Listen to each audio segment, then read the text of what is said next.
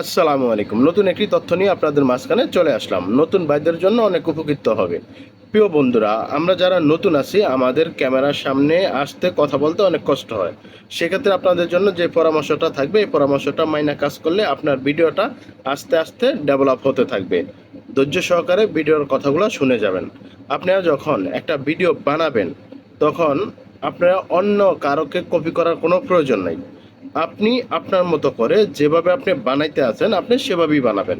আপনি আপনার মতো করে বানাতে বানাতে আপনার ভিডিওটার কোয়ালিটিটা কথাটা সব কিছুই একটা সময় আস্তে আস্তে ভালো হইতে হইতে প্রফেশনাল যে ভিডিওগুলো হয় এরকম হয়ে যাবে।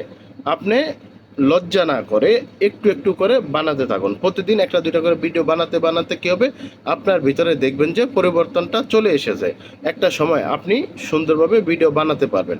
তবে চেষ্টাটা ধরে রাখুন।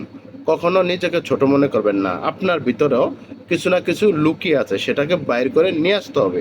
আপনি যদি চেষ্টা না করেন, আপনি যদি আপনাকে নিয়ে যদি কাজ না করেন আপনার ভিতরে কি আছে সেটা আপনি বাইর করতে পারবেন না।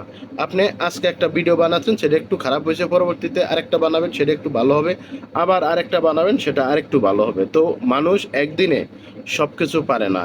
এভাবে আস্তে আস্তে করতে করতে মানুষ একদিন ভালো ভিডিও বানাবেন। আপনি একটা সময় আপনার ভিডিওটা সবাই দেখবে, আপনাকে সবাই লাইক করবে, সবাই আপনাকে সাপোর্ট করবে।